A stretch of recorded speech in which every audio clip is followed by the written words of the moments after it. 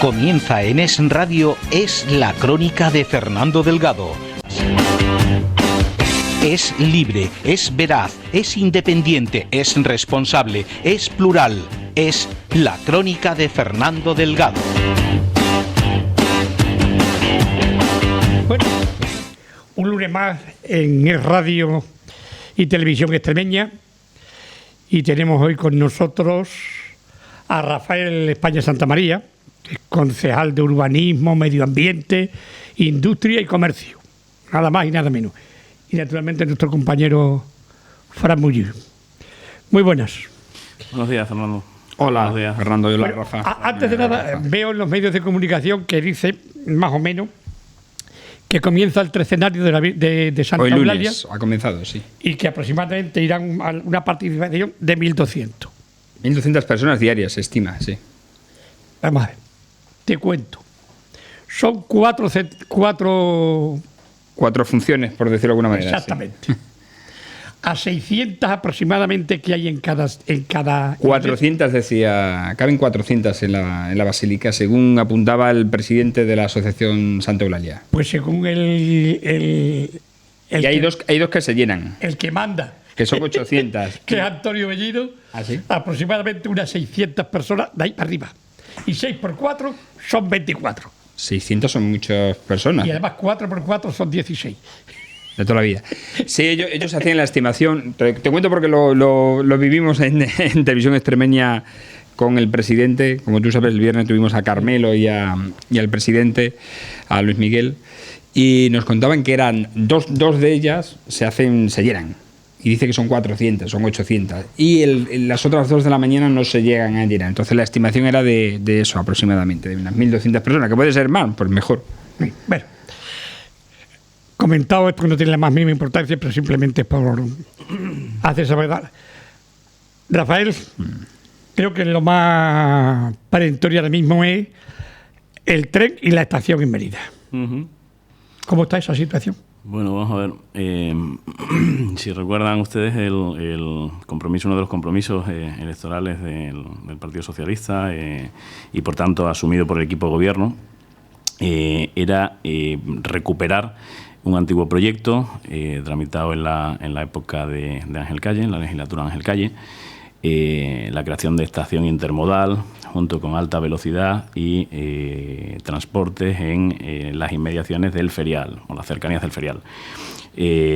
Posteriormente, en la legislatura de Pedro Acedo, del Partido Popular, y por medio de una correspondencia sin publicidad del anterior alcalde hacia la Secretaría de Estado de Ferrocarriles e Infraestructuras, se sugería, se solicitaba el cambio de esa ubicación en las inmediaciones del ferial a las afueras de Mérida, en término municipal de Mérida también, pero en las inmediaciones de Esparragalejo.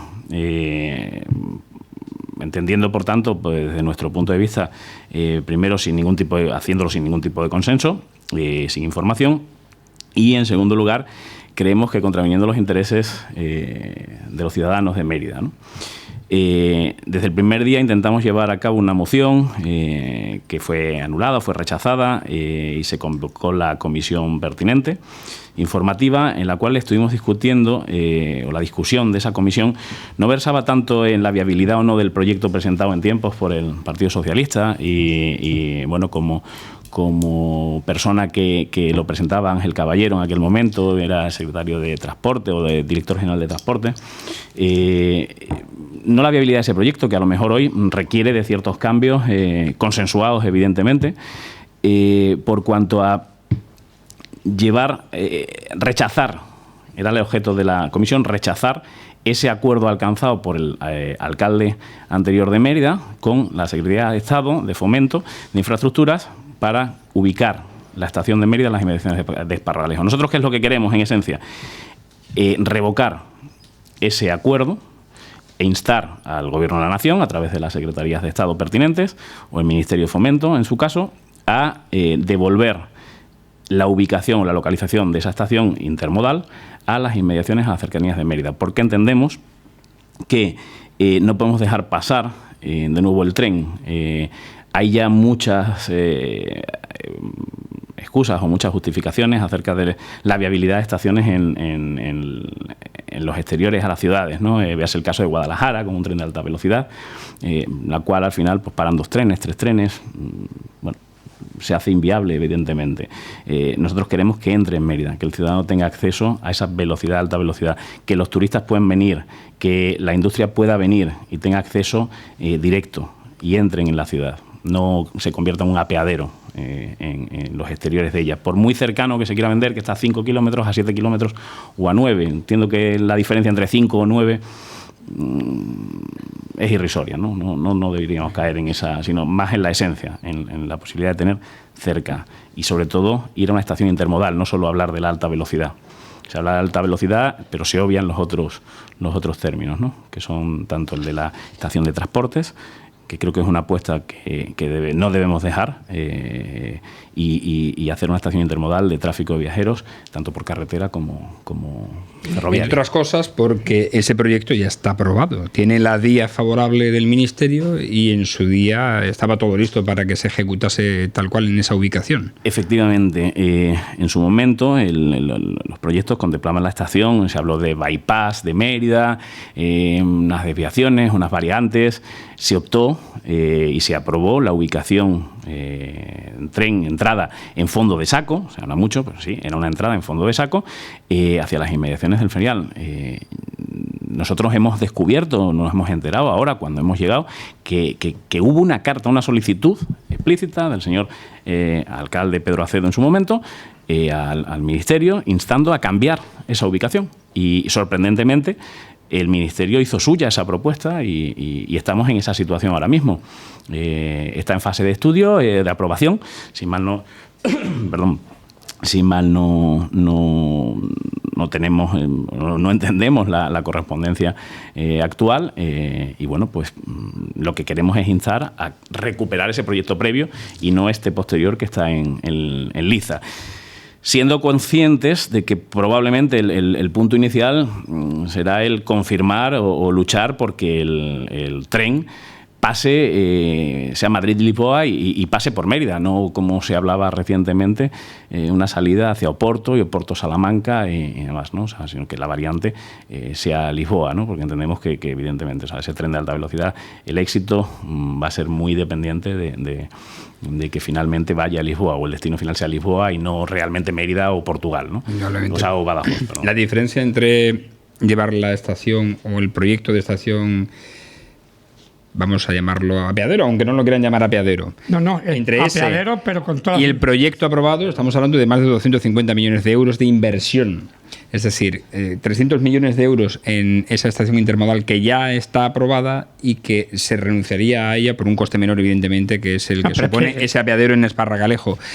Aparte, y después podemos entrar en el fondo de la cuestión de si el fondo de saco es bueno, es malo, etcétera. Pero eso ya se está perdiendo para Mérida y para Extremadura, porque son empresas y trabajadores de aquí los que se beneficiarían de esa inversión tan importante. Estamos hablando de 250 millones de euros, que son más de 40.000 millones de pesetas. Al margen de fondo de saco o no fondo de saco, porque eso después con el tiempo se quitaría en la continuidad, eliminaría ese fondo de saco, pero en Mérida se tendría que levantar, pero en armas, y contra todo lo que fuera.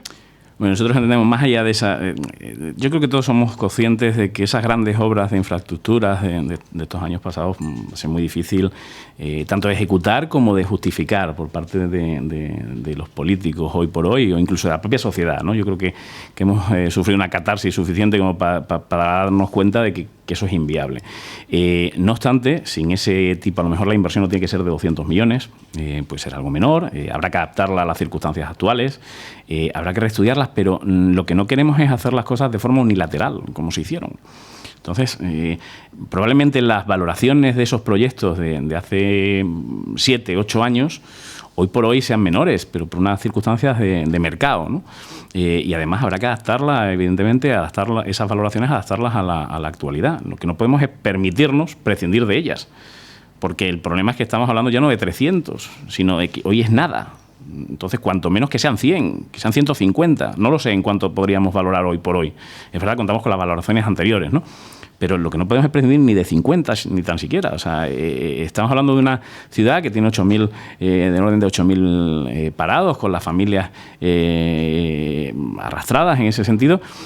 Y cualquier mínima inversión no podemos prescindir de ella. ¿Es un apeadero? Sí, es un apeadero. No pasa nada por decir que es un apeadero. Al final estamos hablando de que pasarían los trenes que pasarán, pero pararían 2, 3 trenes. No tiene mucho sentido. Van a parar los mismos, esté la estación en la línea o fuera de la línea.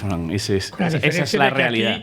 Aquí sería Mérida, que estaría al lado, que sería no solamente la estación de tren, sino que se podría poner de autobuses, en fin, en las paradas de taxi. Más importante, al otro lado, el centro logístico. Efectivamente, de mercancías. Es una de las apuestas también que tenemos y que entendemos va asociada a la alta velocidad o a la velocidad alta. Yo creo que es una cuestión de matiz, que bueno, tampoco vamos a entrar en discusiones, ¿no? En esta plataforma están todos los partidos representados, a excepción del Partido Popular, y por tanto estamos buscando un consenso, intentar llegar a acuerdos entre nosotros, liderada por un colectivo social, o sea, por la sociedad, no está liderada por políticos. Yo no entiendo, Rafael, es el empeño de sacar a la estación de Mérida, que no lo entiendo.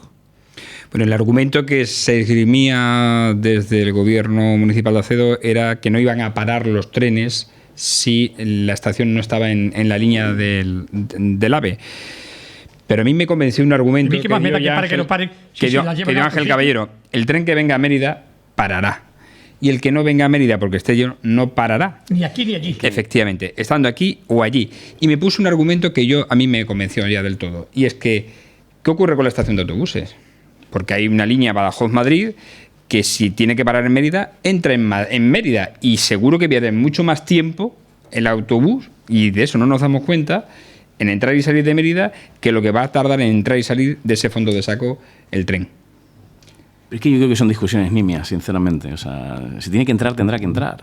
Y que claro, el tren, es que si es de alta velocidad, entonces si entra en Mérida va a perder media hora. Oiga, bueno, seguirá siendo de alta velocidad o de velocidad alta. Pero, Rafael, tendrá que entrar en Mérida. Hay un argumento también importante, y es que Mérida es la estación de Extremadura que más viajeros, que más trenes registra. Esos son datos y son hechos. Y eso es real. Y aparte, Mérida históricamente ha sido un nudo de comunicaciones y un nudo ferroviario. Y lo sigue siendo. Y lo sigue siendo, mal que le pese a quien sea. ¿Ha perdido operatividad? ¿Ha perdido carga de trabajo? Sí, pero lo que queremos es potenciarlo. Pero ya está ganando. Hay una empresa de la cual el ayuntamiento forma parte, que es la distribuidora logística de Extremadura, que comenzó a potenciarse hace un par de años. Tema de mercancías, básicamente. Bueno, pues lo que queremos es dotarla. La que opera en San Lázaro, ¿no? Eso es, la que opera en San Lázaro, efectivamente. ¿Qué queremos? Dotarla de infraestructura y sobre todo de carga de trabajo, de clientela. ¿Cómo? Pues evidentemente facilitando el trabajo, o sea, poniendo en valor algo que hasta ahora no se ha hecho. Desgraciadamente Adif llegó un momento en que la plataforma de San Lázaro prescindió de ella, consideró que no era viable y la aparcó de algún modo. Hoy por hoy se está intentando poner en valor. Es complicado, ¿por qué? Pues porque realmente necesitas, aparte de tener esa empresa que canalice, necesitas que las infraestructuras ferroviarias sean acordes y que realmente suplan el transporte por carretera. Muchas veces hemos discutido, o sea, lo que no tiene mucha lógica es que para poner una mercancía en Algeciras, el tren tarde, el transporte por carretera a lo largo de un día, puerta a puerta, salga de Mérida y esté en Algeciras, en el puerto, y por tren a lo mejor tenemos que llevar 2 días. eso anula cualquier, por muy barato, muy económico que sea, ¿no? Entonces creemos que el tren es una cuestión que no debemos rechazar ni dejarla pasar. Yo creo que en ese sentido todos los grupos políticos estamos de acuerdo, cada uno con matices, y lo que esperamos es que el Partido Popular en ese sentido pues se avenga a participar de un proyecto común y consigamos todos al final llevar a buen puerto esta cuestión, ¿verdad? Hay un tema consustancial que también va en torno a ese centro logístico, y es que, estamos hablando de la plataforma de Badajoz, pero eso es un tema aparte, digo, consustancial, pero que al final la lógica determinará que Mérida es mejor centro logístico, geográficamente hablando, que Badajoz. No, es que el centro Hay un logístico estudio, estaba en hay un estudio, y además hecho por la empresa que opera en el centro logístico de San Lázaro, Vélez. que efectivamente, que toda aquella mercancía que tenga que desplazarse hacia un centro por carretera, porque no olvidemos que hay que llevarla al contenedor, hay que llevarlo allí a la plataforma, que sea o exceda los 60 kilómetros, ya no es rentable. Por tanto, estamos en Mérida en un radio, si hacemos un radio en torno a Mérida de 60 kilómetros, tenemos las Dos Vegas, tenemos Tierra de Barros, en fin, tenemos toda la producción agrícola incluido en ese radio. Claro, en ese radio está incluido la Vega Baja. Claro, Con lo cual, 60, y Cáceres. parte de Cáceres. Estamos hablando de los 60 kilómetros.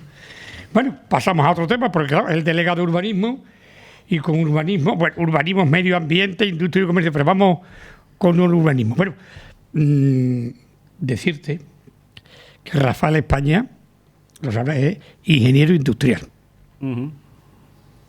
Y cuando estudiaba la EGB, lo tenía de alumno. Ah, sí, fue alumno suyo. Poco tiempo, porque entonces ya andaba con las cosas de la radio a medio camino y tal. Y al final acabó dejándonos y abandonándonos en cierto modo. Y era un buen alumno. Apuntaba maneras. Bueno, Rafael, el urbanismo, pues cuando ha llegado el urbanismo aquello era más o menos un desastre. Bueno, con matices, hombre. A ver, Con matices. yo nunca han salido de mi boca esas palabras nunca y no. Salen de la mía. Perdón. Bueno, Lo primero. al desastre que el único que había de medio ambiente. El único de medio ambiente. Porque no se llevaba bien con la persona que debía llevar, pues le mandaron a leer el periódico más o menos a la algodonera. Al retiro, ¿no?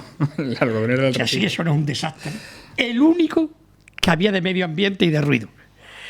Sí, bueno, eso es cierto. Vamos a ver, no, yo poniendo en valor, en primer lugar, si quisiera poner en valor los profesionales que trabajan hoy en la Delegación de Urbanismo y Medio Ambiente, porque, bueno, a pesar de todo, yo creo que han hecho buen trabajo, ¿no? Y hablo de los profesionales que hoy trabajan en esa delegación, ¿verdad? A ver, cuando llegamos, no es que sea un desastre, ¿no? A nivel de personal, yo creo que es un tema más de estructura del ayuntamiento, en el cual se está trabajando. Una de las características de este gobierno es que estamos trabajando muy transversalmente, con lo cual prácticamente todas las delegaciones tenemos conocimiento de los trabajos y de las funciones directas y del día a día del resto, ¿no? de delegaciones. Entonces, en ese aspecto lo que estamos intentando es compensar, de alguna forma, estructurar la plantilla del ayuntamiento. La distribución de personal o de gente en las diferentes delegaciones, pues sí que es un poco kafkiana, por decirlo de alguna forma, ¿no? Suave. No es normal que haya delegaciones que estén dotadas, tengan ahora mismo un exceso de personal, se ha crecido de forma poco sostenible, y delegaciones que no tienen a nadie, o sea, no tienen a nadie. Estamos trabajando, bueno, sin ir más lejos, hoy por hoy, industria y comercio, tengo una persona, solo y exclusivamente. Por muchos motivos y muchas razones, ¿no? Pero básicamente porque estaba dotada de personal. Industria y comercio se componía básicamente de la gente que estaba en el IFEME. Y por dos personas más que hoy por hoy están adscritas al servicio de turismo, ¿no? Claro, si tenemos que empezar un poco a mover todo, pues ves, urbanismo en este caso tiene muchísimo personal que hoy, con la carga de trabajo existente, pues no se justifica. Tenemos que ir buscando alternativas y opciones para ellos. Bueno, pues veremos. A ver, el problema es que derivado de las titulaciones o de las características técnicas de estos puestos, a lo mejor no tienen esa movilidad, o no es posible esa movilidad que puede tener un administrativo, ¿no? Que puede ser dual y puede trabajar en cualquiera de las delegaciones. Estamos trabajando un poco de esa forma para, vamos a decir, actualizar, modernizar y desarrollar administrativamente, de algún modo, lo que es la administración local en Mérida. Las jefaturas de sección, hay muchísimas que están todas en comisiones de servicio. No están ocupadas realmente de forma definitiva, no tienen propietario. ¿Qué conlleva eso? ¿Qué supone? Que cada vez que llega un partido político al gobierno, de alguna forma contribuyamos todos al caos, y yo creo que debemos asumir también desde mi partido ese tipo de actuaciones. Rafael es muy buena persona. Te digo, pero cuando yo digo desastre, imagínate, Frank, que el ayuntamiento pues contrataba personal de fuera para que pudiera llevar medio ambiente o pudiera llevar ruido y pudiera llevar la cuestión de tipo jurídico. Pero eso son las externalizaciones, evidentemente. Imagínate, por eso quiero poner en valor a la claro, gente que hay en el ayuntamiento, porque también ha estado infrautilizada de algún modo. No puede ser que para cuestiones jurídicas se contrate a un gabinete privado en la ciudad. No puede ser que hay juristas cuando hay un gabinete jurídico, cuando existe ese gabinete jurídico en el ayuntamiento. No puede ser que efectivamente se contraten cuestiones de mediciones de ruido y demás cuando había una persona que era especialista en ruido. Hoy por hoy está a punto ya de jubilarse, le quedan pocos días, pero es que había un equipo comprado en la época también de Ángel Calle, con Marisa Atena como delegada de Medio Ambiente en aquel momento, que está allí muerto de risa y está obsoleto. Está obsoleto porque es verdad que la tecnología avanza. Hay un equipo de hace 6, 7 años, está obsoleto, hay que recalibrarlo, hay que ponerlo en valor, hay que de nuevo enseñar a la gente a funcionar. Y eso ha sido así estos 4 años, eso sí es cierto. O sea, todos los estudios de ruido, los pocos o los muchos que se hayan llevado a cabo, todos han sido externalizados. Cuando tenías los medios en casa, las coordinaciones, las direcciones de obra, en fin, hay muchas anécdotas o muchos puntitos, muchas cosas que evidentemente hay que devolverlas a los técnicos, que para eso están, entre otras cosas, y son sus obligaciones y responsabilidades. Como para no decir que es un desastre, pero bueno, con desastre o no desastre tenemos que hacer una pausa publicitaria y continuamos.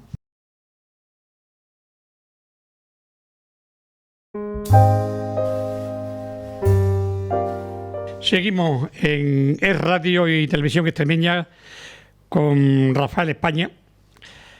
Le voy a decir una cosa. A mí me gusta contar la historia de muchas veces de las personas que... Rafael España es de una familia muy conocida. Su padre fue profesor y actualmente, no sé si sigue siendo inspector. Sigue, no se jubila. Porque ese no se va a jubilar hasta que no lo echen. Efectivamente.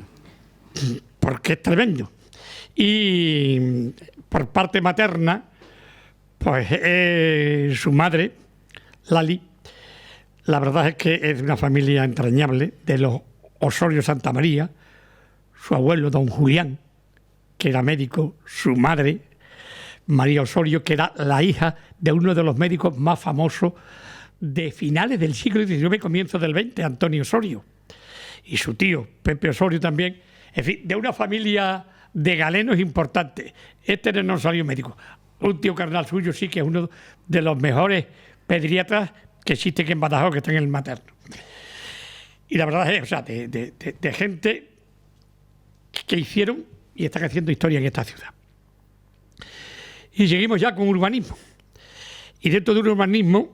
¿Me vas a permitir solo un inciso, Fernando, sí, que antes con el tema del tren, por si algún oyente quisiera información y conocer el proyecto y lo que la plataforma Mérida no se vende está defendiendo y se quiere trasladar, sobre todo a la opinión pública, esta tarde en el Centro Cultural Alcazaba a las 8:30 hay una jornada abierta en la cual se expondrán la situación del proyecto y lo que demanda socialmente este colectivo. ¿De acuerdo? Con una conferencia de Ángel Caballero. Sí, se centrará básicamente en describir un poco las circunstancias y esos proyectos anteriores, sin prejuicio de las adaptaciones que haya que realizar. De todas maneras, es radio aquí en directo, pero esta tarde Televisión Extremeña me parece que también va a estar allí.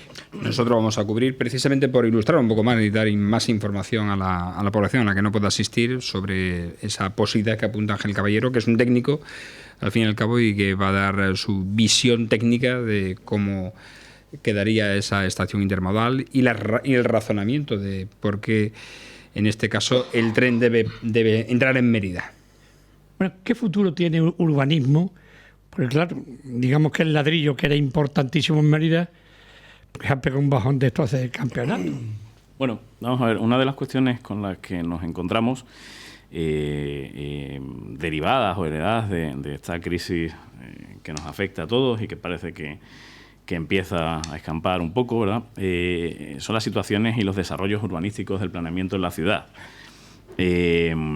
Todos vemos y convivimos con multitudes solares en los cuales se inició las urbanizaciones, no han finalizado, algunas de los promotores han sido ejecutados en el sentido hipotecario por los bancos, con lo cual estas urbanizaciones los suelos han pasado a ser propiedad de bancos. Otras están, pero le faltan pequeños trámites, algunas necesitan algunas modificaciones de planes a través de planes parciales. Un poco caótico en ese aspecto, ¿no? Sobre todo porque cada desarrollo, cada unidad, cada sector tiene su propia casuística o su problemática. ¿Cuál es la intención de este equipo de gobierno? Intentar avanzar, sobre todo en la resolución de expedientes, ¿no? El intentar finalizar lo que queda poquito para finalizar. ¿Por qué? Porque en tanto en cuanto esos sectores o esas unidades no sean recepcionadas por el ayuntamiento, eso es lo que carece de valor y tiene propietarios. Al final hay propietarios menores de buena fe que en su momento compraron parcelas y demás y se están encontrando con que desde urbanismo no podemos darles una licencia de obras, puesto que estamos hablando de terrenos no urbanizables hasta la fecha, o no recepcionados, urbanizables sí, pero no recepcionados por el ayuntamiento, con lo cual carecen de servicios, no van a tener iluminación, no van a tener alcantarillado, no van a tener los servicios esenciales, con lo cual jamás podríamos luego dar o emitir una licencia de primera ocupación. Bodegones Sur es una de las zonas que se encuentran en esta situación, abadías, con muy poquito, son terrenos que son hoy por hoy propiedad, entrecomillemos un poco el término propiedad de bancos, pero bueno, si no entrecomillemos, sí es responsabilidad de los bancos el dotar de algo de dinero, no son unas cantidades fantásticas ni estratosféricas, y poniendo ese poco de dinero para finalizar esas urbanizaciones, dotarían y pondrían en valor el suelo, permitiendo a individuos o a ciudadanos que apuesten por comprar parcelas, desarrollar sus casas o edificaciones, ¿no? Esa es una de las cuestiones. Otra cuestión urbanística, pues evidentemente licencias y demás, poco. Ya casi todo lo que pasa, obras mayores, muy pocas, muy puntuales y circunscritas a desarrollos básicamente terciarios, ¿no? O sea, todas las que van a ser ocio y tiempo libre. Bueno, yo llegaba a conocer la delegación de urbanismo, sí, como si fuera, aquello era un monstruo. O sea, hasta el punto de que su economía no tenía que ver con el ayuntamiento. Sí, porque era gerencia, ¿no? Era una gerencia, aparte del ayuntamiento, por lo tanto, allí el dinero entraba, como se suele decir, a expuertas. Esas gerencias se crearon un poco por agilizar los trámites y los plazos de la administración. Funcionaban un tanto, nunca de forma ilegal, pero sí al margen de lo que eran los procedimientos administrativos, ¿no? Y los tiempos administrativos, que es una de las cosas que yo, que vengo de fuera del sector administrativo, de la empresa pública, de una empresa privada, pues sí que ha sido uno de mis grandes, una de las grandes cuestiones que me han chocado, ¿no? Tremendamente. Los tiempos no tienen nada que ver. Acostumbrado a la inmediatez y demás, aquí la inmediatez es papel. Otras cuestiones es burocracia, pero sobre todo el uso de la tecnología. Aquí el correo electrónico apenas está infrautilizado desde mi punto de vista, ¿no? Yo creo que la gente, los funcionarios deben también un poco asumir esa agilidad, ¿no? Es una de las cuestiones que también queremos y colaboraremos desde urbanismo, el poner en valor el tema de la administración electrónica. Vamos a ver si ahora, a través de la segunda convocatoria de Smart Cities que ha lanzado el gobierno, somos capaces de meter algún programa relacionado con esta puesta en funcionamiento y en valor de las nuevas tecnologías, porque es incomprensible. O sea, yo llevo sin manejar papel, salvo para cosas muy concretas, muchos años, y aquí he vuelto y sin papel aquí no funcionas. Y eso choca, porque todos sabemos que al final el papel es tiempo, y es un funcionario escribiendo, y ahora se pasa firma, y una ordenanza llevando las cuestiones debajo del brazo para llevarlas de un sitio a otro y notificar. A mí eso me choca.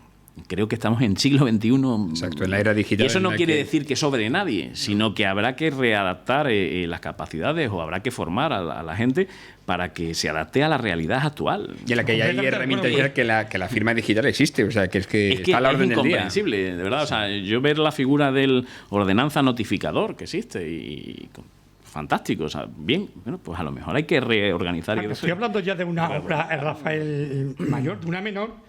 Tiene que ir al ayuntamiento, tiene que pedirla. De allí te dicen que tiene que ir al registro. El registro te va a pedir un mapa de dónde vas a hacer una obra menor. Es que además, si te equivocas, de tal manera, te contestaremos desde urbanismo diciendo que tiene usted que completar la documentación con no sé qué. Sí es que hemos puesto ya en marcha, o sea, sí se han colgado en la web ciertas documentaciones o documentos que no sé por qué razón se sacaron el tiempo. Una obra menor. Por lo menos que tengan acceso los profesionales, que son los más interesados muchas veces, y no tengan que esas consultas las puedan hacer en línea, ¿no? Claro. Pero también, no sé si se ha colgado ya, era intención, y así estaban los formatos, tan sencillo como los formatos para solicitar una obra. Que es un formato, bueno, que desde casa tú tengas acceso, que no tengas que ir al ayuntamiento a pedir el formato. Y ahora vuelves a casa, rellenas, vuelves, y se te ha olvidado algo, recibir la una obra comunicación. Es una cantidad que tampoco es mucha. A lo mejor tienes que pagar 17 o 18 euros por poner un caso. Sí, son las tasas. Y tienes que ir al banco a pagar, a ponerte en la cola, a pagar esos 17 euros, volver al ayuntamiento, a entregar que lo has pagado. Es más costoso y después ahora el tiempo, a esperar que te digan que te conceden la licencia. Es más costoso el tiempo, lo que vale el tiempo de ese funcionario que la obra en sí. Tramitando este tipo de documentación. Y del ciudadano, no olvidemos. No, bueno, y del ciudadano, evidentemente. Sí, pues pongamos todo en el paquete. Efectivamente, ese ciudadano tiene otras obligaciones y tiene otros tipos de cuestiones que hay que desarrollar. Por lo tanto, también es dinero, ¿no? Yo al final me sale un poco el aspecto empresarial, si quieres, de fondo, ¿no? Pero que al final es dinero. Traduzcamos a dinero. Al final el dinero es de todos, ¿no? Pero, Rafael, te lo digo para que agilice ciertas cosas de urbanismo, es que algunas cosas de obra son inmediatas.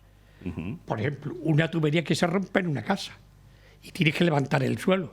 Si empiezas a pedir licencia de obra para que te la dentro de 15 días, pues lo hace, y porque si pides permiso, adiós. No, vamos a ver, yo en ese sentido yo creo que la labor de los inspectores hay que ponerla, esa labor hay que ponerla en valor en las circunstancias siguientes. Evidentemente, si hay una rotura fortuita y demás, tienes que solucionarla y tienes que arreglarla. Yo creo que ahí no creo que haya habido problemas nunca en ese aspecto, sin perjuicio de que el ciudadano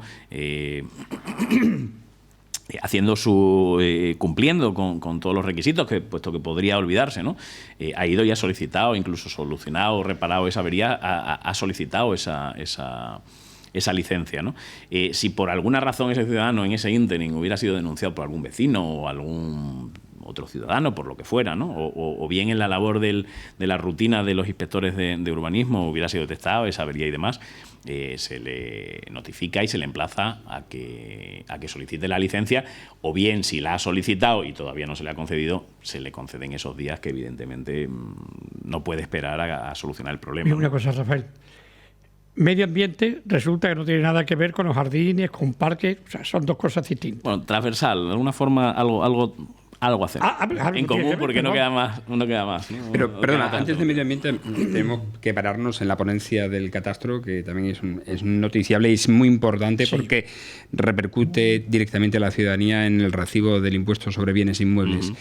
Ya ha pasado el plazo de presentación, creo. Sí, se presentó la ponencia, sí, que al final era un marco genérico, general, de cómo quedaba, de áreas, zonas y demás cuestiones genéricas, ¿no? Estamos ahora mismo, se presentaron las alegaciones, si es que las hubiera en su momento, y ahora mismo estamos en la fase de notificaciones a los particulares. O sea, todos nosotros deberemos recibir ahora en estos días una notificación a los que seamos propietarios o sean propietarios, acerca del valor de sus inmuebles, ¿no? Los nuevos valores catastrales y, por tanto, indicándoles lo que aproximadamente van a tener que pagar, ¿no? Vamos a ver un poco de luz sobre este tema, porque esto va a repercutir en los vecinos en un ahorro de cara al recibo del IBI. Nosotros, sí, no, o depende de quién. Nosotros el número, vamos primero a aclarar que es un tema, catastro siempre se relaciona con urbanismo, evidentemente por el tema de edificaciones y demás, es un tema básicamente o en esencia de Hacienda, ¿no? Es económico, ¿no? Sí, porque hay recaudación. Quiero decir que no quisiera yo decir nada que mi compañera Carmen pudiera no malinterpretar, pero bueno, que fuera una cuestión de ella, ¿no? Sí aclarar, perdón, sí aclarar los números que se han hecho hoy por hoy, las simulaciones que hicimos y demás, vienen a decir que habrá unas 23.000 viviendas en Mérida que se beneficiarán. ¿Cuál será el beneficio?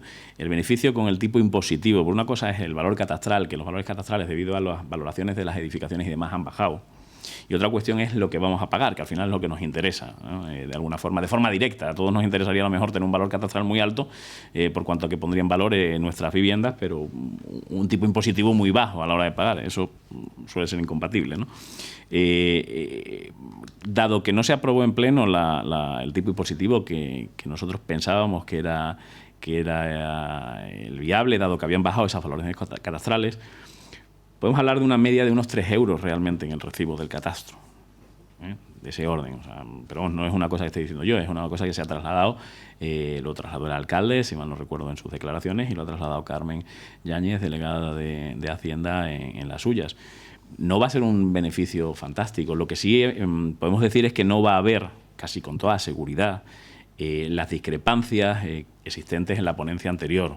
Que sí, que eso sí fue un desastre absoluto, no hay que esconderlo, y sobre todo las discriminaciones, que en un mismo bloque de viviendas hubiera dos vecinos que uno estaba pagando el doble, el doble además, pero que estaban ahí, ¿no? No quiere decir eso que no vaya a haber reclamaciones, seguro que las habrá. ¿Cuántas? Miles. Además suele ser así, miles. Y eso, y una vez que llegue esa carta informativa, nosotros abriremos... el ciudadano tiene un derecho a reclamar, en caso de no estar de acuerdo. Las notificaciones se recibirán ahora, y está previsto ahora a primeros de octubre, la primera semana de octubre creo que es. No está todavía fijado el horario, pero si será en horario de mañana y tarde. Se va a fijar una oficina de atención al ciudadano para tratar estos temas de catastro. Va a ser en el Museo Abierto de Mérida, igual que se hizo en la anterior ponencia.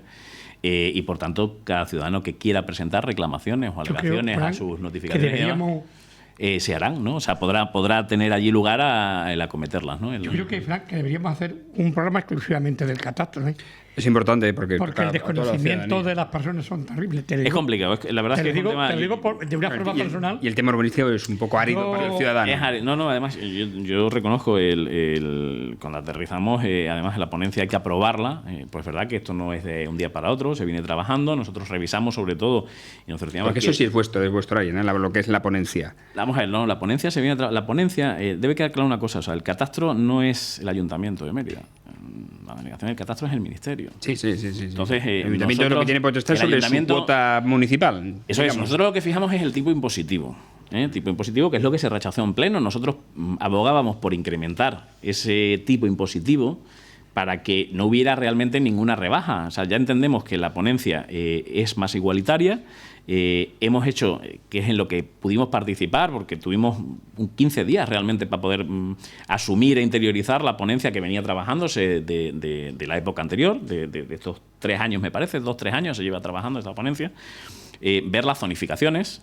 Pudimos hacer o marcar, hacer ciertas observaciones en las zonas que marca el catastro, y algunas pequeñas observaciones, pero por una cuestión de tiempo, o asumíamos esa ponencia con estas pequeñas, es decir, el aliño que pudimos hacer en ese poco margen de tiempo, o pasaba el tiempo y seguíamos viviendo con la anterior, que sí que creemos y entendemos que era completamente desigual y penalizaba a muchísimos ciudadanos menores. ¿Qué quisimos? Dado que la valoración catastral de los edificios y solares va a ser menor, porque los precios de mercado han bajado, ¿vale? Vamos a subir ese tipo impositivo para que la recaudación sea la misma en el ayuntamiento. ¿Por qué? Pues porque hay encima de la mesa una ley de estabilidad presupuestaria en la cual tú no puedes gastar menos que ingresas, pero tampoco puedes ingresar mucho menos de lo que tienes previsto gastar. Bueno, mucho menos no puedes gastar más de lo que ingresas. Si van a bajar los ingresos, porque van a bajar los ingresos manteniendo el mismo tipo impositivo, tenemos que asumir todos que los gastos, por tanto, van a bajar. Eso lo veremos en los próximos meses, 2 meses, cuando empecemos a trabajar en los presupuestos del próximo curso. Pero bueno, creo que más bien ahí probablemente sea la delegada quien mejor puede exponer ese tipo de historias, ¿no? Pero sí tengamos todos conciencia de eso. O sea, estamos hablando de un beneficio que no va a ser bárbaro, o un ahorro bárbaro en esos impuestos, que yo entiendo que la gente diga, mejor el dinero en mi bolsillo, perfecto, estoy completamente de acuerdo, pero creíamos que era mejor el poder disponer, o sea, no iba a ser grandes los desembolsos, o sea, no iban a incrementar, no suponía nada del otro jueves, o no va a suponer nada de otro mundo ese ahorro, y por tanto, haber mantenido, ¿qué se ingresan? Unos 15, 16 millones de euros por catastro, si no un poco más. Bueno, pues mantenerlo y no pasar, claro, es que estás hablando de la financiación del orden del 30 y tantos % del presupuesto está soportado con los ingresos del catastro. Y sin embargo vamos a en un año complicado, menos, aunque no es su área, digo que en un año complicado además porque en 2016 comienza a amortizarse todos los préstamos a proveedores que tiene el ayuntamiento, que son creo 55 millones de euros. Algo por ahí. Sí, bueno, eso es una cosa que se ha echado hacia adelante y cuando se habla de superávit, no hablemos de remanente de caja, que son 7 millones, que lo cual la deuda del ayuntamiento así hoy son 7, no es 1,5, en fin. Todas esas cuestiones son aclaradas. Creo que las aclaró aquí Carmen. Tengo que llamarlo otra vez a Rafael España porque no hemos quedado por causar que el tintero. Sí, Tú imagínate, de industria, ingeniero industrial, y de industria nos ha dicho, así de soslayo, como se suele decir, que hay una persona para la delegación de industria. Bueno, nos reproducimos. No, también estoy contando con apoyo de urbanismo, evidentemente. Sí, pero vamos, de otra manera. Pero nada más que hay una persona. O sea que, y de comercio, pues yo creo que ya habrá otro. De comercio es la misma, ni eso básicamente. Madre mía. Es lo mismo. Entonces, bueno, estamos trabajando o sea, eso, pero sí, simplemente lo poco que quede. Lo del camalote. Lo del camalote, eso te iba a decir, porque el alcalde pegó un puño en la mesa la pasada semana. Que el alcalde ha solicitado una valoración a la empresa pública Traxa y que valore qué supone la retirada del camalote. Yo ayer, haciendo mis ejercicios habituales de caminos y de correr por ahí y tal, yendo hacia la Zarza del Ángel, si aquí en Mérida nos quejamos, aguas arriba es dantesco. Bueno. Es dantesco.